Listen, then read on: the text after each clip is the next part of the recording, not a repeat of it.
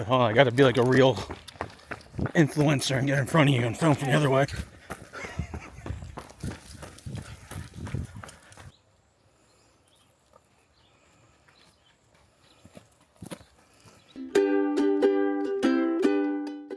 Hey everybody, I'm Gabby. And I'm Mike. And this is RVs with Gabby. Hey everybody, welcome back to our channel. Thank you so much for watching our content. If you love our videos, please don't forget to hit that like button, that subscribe button, and that notification bell so you never miss another walk around video. Yes, the title of this video is correct. We have issues with our new RV. Who would have thunk it? I feel like it's one of the things that people always worry about, but it's something that everybody goes through when they get a new RV. It should become an expectation at this point for most people getting a new unit. Yeah, and honestly, they're not super major. I think probably the biggest one would be a potential leak, which I know everybody's like freaking out about, but we will get to it. We're gonna kind of give you a little bit of background as to what's been going on. We did get to our first location smoothly. It was in Steinhatchee or Steinhatchee, Florida, depending on who you're talking to, how they pronounce it. Sweet little fisherman's town, honestly. It was super quiet, right? Yeah, the whole campsite, the whole town. It was not as big as I thought it was either. Yeah, I guess they've been through the hurricanes last year and it kind of really depleted them. So they didn't have many guests at all where we stayed. We stayed at Piddler's RV Resort. I did say we were going to talk about pricing. We did spend $330 for a whole week to stay there, which I think was pretty reasonable for the rate. Yeah, they had everything we needed too, between laundry, bathrooms too. They had a office before the hurricane. I guess it got wiped out because we called ahead to say, should we come check in at the office? Because that's what the last location made us do. And the lady on the phone was like, yeah, no, there is no office. So we got there, we just parked our rig. There was really nobody around. There were a couple of RVs set up like nearby in some spots, but nobody was there for like 3 or 4 days. It wasn't until the weekend that a couple other people checked in, literally for like the 2 nights of Friday, Saturday, and then they headed out on Sunday. I think a lot of people come in to go fishing, and if they have boats, there was one couple that had an RV and a boat at their site, but aside from that, not many people. Super quiet. Really nice RV resort in the sense of it had water, electrical, sewer hookup, you know, and the price wasn't too bad. There was laundry facility. We did wash several loads. So anyway, the laundry was pretty good. Free, included with the stay. There was no, like, you had to bring quarters to use the laundromat, but it really was one washer, one dryer in a shack. There was a pool. Unfortunately, the pool was undergoing maintenance. I don't know if it was from the hurricane. They were doing some of the piping and all that, so it could have been. Yeah, or it could have just been like a maintenance time of year for them, and it also happened that like half of the area around the pool had been wrecked from that hurricane, or I think it was 2 hurricanes that hit. There was a gas station right across the street, so we were able to get like snacks and easy stuff like milk right there. Mike could walk over and do that. Internet was great. I had no problems with the Starlink because there were no trees directly overhead, but there was a nice grassy area right next to the RV, so we would let the dogs out. We would play with them over there, especially when there was nobody else around. One of the obstacles we face is the fact that I work from home and I have to conduct some video calls sometimes, and so I really didn't want the dogs barking or, you know, Mike accidentally moving around and talking while I was giving my presentation. So each day Mike had to go out with the dogs and take them somewhere. How was exploring the area? That area actually had a lot in terms of like paths and closed roads to go on to. There was no like there's no mountains at all or anything like that, but a lot of the trails were kind of just like compact dirt roads, state parks, reservations. So overall pretty nice. And then we did go to that one actual little falls, Steinhatchee Falls, I believe it was called. Yeah, there was one little park that we went one day with the dogs. We took a little hiking trail. It was pretty overgrown. The dogs had a great time. They were like running in front of us, excited. There was a little stream, or like I guess a tiny little river running through, which was tinted red for some reason. I don't know why the water was that color. We never looked it up. It was a nice day. It was beautiful, actually. The weather is perfect visiting in April. Oh, that's a big hole.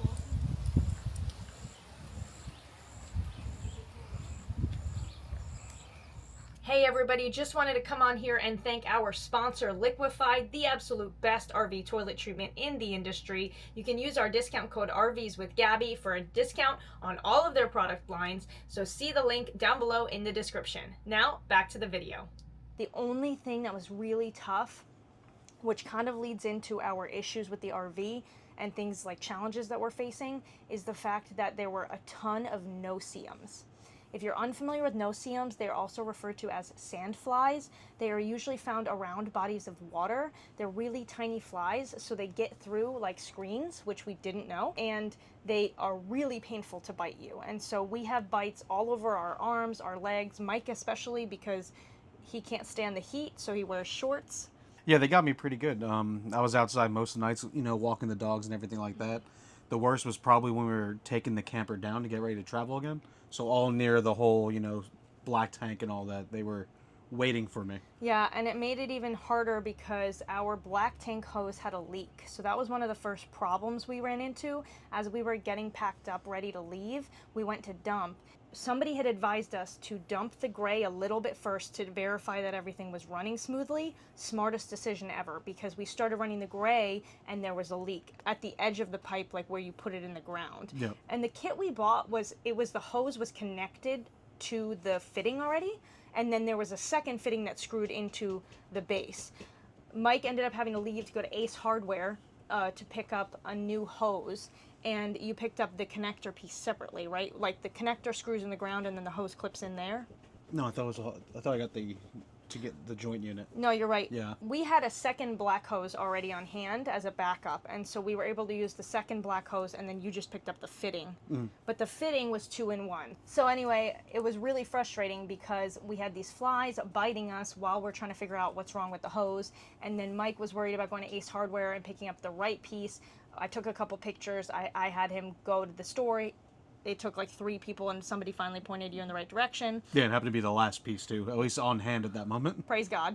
And so he came back, and we got that hooked up, we got dumped, and we got out of there. Overall, it was a nice experience at Piddler's. It didn't have a problem. Really, it was a spot that we stopped to continue on to Destin from Orlando, because we didn't want to do like a 7-hour trip for our first, actually, for any of our drives, really. You were the one that read on, like, to not take more than 3 hours.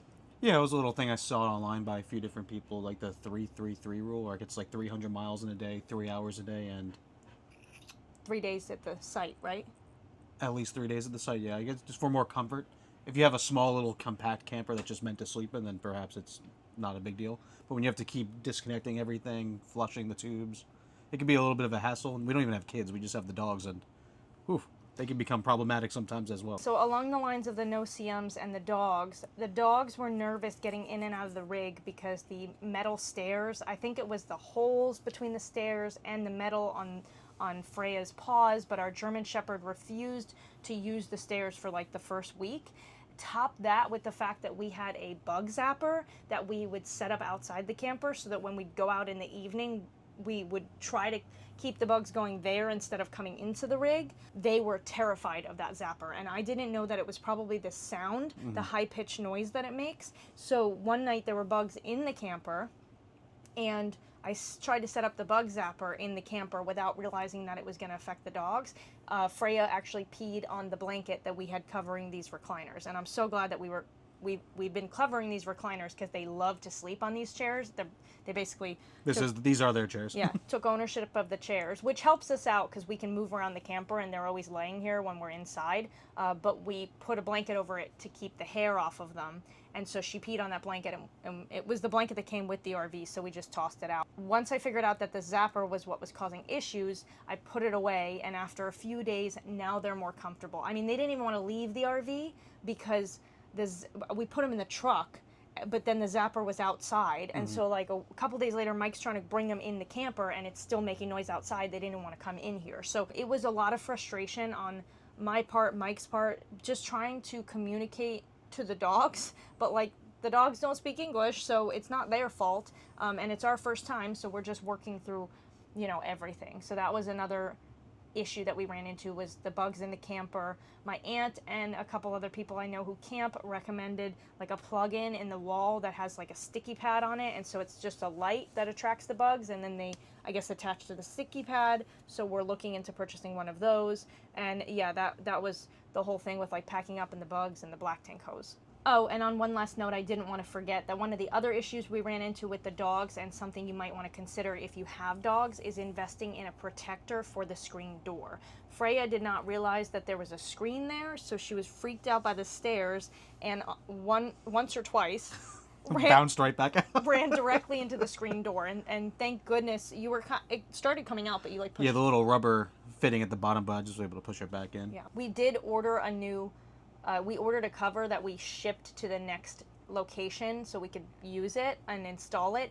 It required like screwing into the door, which we don't want to do. So we're gonna look for one that just slides in and like tightens to protect that screen door from them, just in case they don't realize it's there again. And the last thing along our adventures that we wanted to talk about was the fact that we potentially have a leak, and you'll never guess where it is. What did Gabby say? In the shower.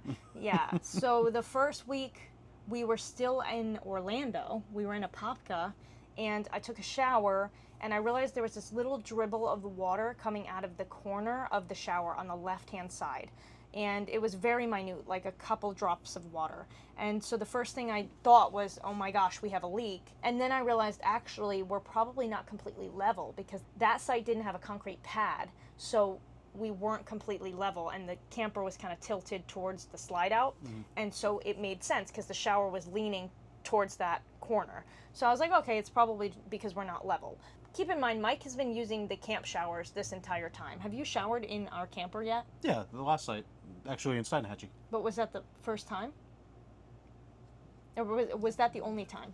Yeah, I think only in Steinhatchee. I don't think I did it in Piddlers. So I'm more inclined to use the bathroom here. He likes the camp showers and the camp restroom, probably because he's the one that has to dump the tanks.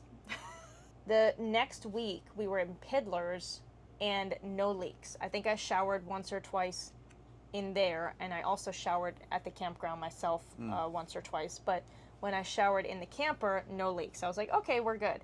Now we're here, and it's a concrete pad, and I stepped out of the shower last night, and there was a leak. So we are headed to Austin, and I'm going to visit one of my old managers at one of our locations for Blue Compass RV. So I'm making an appointment with them to have that checked out. I didn't freak out as hard as I thought I would, because after a minute, I realized that it's probably just the caulk on the corner of that shower that needs a little bit more attention, and it should be good. I don't think it's not coming from like the bottom of the pan, the P-trap, any of those issues where, you know, it floods out every time you shower. Yeah, a bit more significant. Yeah. Overall, it is really nice to have campground showers, I'm not gonna lie. The showers in RVs are not meant for constant use, and being full-time, I'm sure over time I'm gonna enjoy using the camp showers. Like the location we're at right now that we'll talk about in our next video has a big, beautiful walk-in shower, which is fantastic. And there's lots of room to like get ready, and a giant mirror. And so doing that over like our routine, by the way, is we have stuff in the shower that we have to take out. Like there's a couple buckets worth of stuff because there's only so much storage space in this RV. So it's nice to have those extra showers. I'm waiting to do the dispersed camping at some point where I get to use the outdoor shower as the sun rises over me. Oh, on the back of the RV? Oh, yeah. Yeah, we have an outside shower with hot and cold.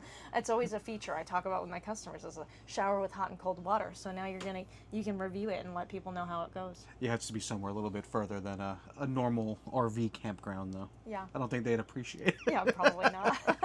But yeah, overall, it's been a really fun adventure so far. I think one of the biggest things that I'm learning personally is patience. Right? Slowing down, because everything takes longer in the RV. Anything from cooking to cleaning to getting like my desk ready for work. There's a lot of moving parts. I was just telling Mike, like in the evening I move all the stuff from the bed to the dinette, and then in the morning I move everything from the dinette back to the bed so I can have my office set up, and our vacuum moves from one side of the camper to the other. It's just some stuff that we've learned to deal with. Make it easy. For our kitchen, we have one pan, one pot, one plate each, one bowl each, and a couple of things like plastic utensils, but we made do with as minimal as we possibly could to make this work a little bit easier. Yeah, and honestly, one of the craziest things to me is how often we have to dump our kitchen gray tank. We wash all our dishes because we didn't buy anything that was like throwaway paper, plastic, whatnot. So we are constantly washing dishes, and because We're on a tight budget since we spent a lot of money in the initial investment of the camper and taking off. We haven't eaten out at all. And so we're cooking all of our meals at home, eating all of them in the camper. And as a result, we have had to dump the gray tank because ours is a split tank, by the way. So I don't know if anybody else is watching this going, oh my gosh, what am I going to do? But we have I'll put it down below as we're talking, like how big our tank is, but it's split between two. It's the bathroom and then the kitchen. We've been staying at each location for a week, and we've had to dump the kitchen like halfway through the week. And actually, I just dumped it for the second time this week, and we have 2 more nights here. So It's boiling all the beans. yeah, It's the beans. we're cooking a lot of beans and rice. Rice and beans, beans and rice. We want to thank you so much. We are almost at 15,000 subscribers, which is amazing. What are we doing for 15,000 subscribers? Eating out. We're going to eat I don't even out. care if it's pizza, Chinese food. I don't care. We're going to eat out. We thank you for watching this. We hope you've enjoyed our check-in and little update here. And until next week, Happy camping. camping.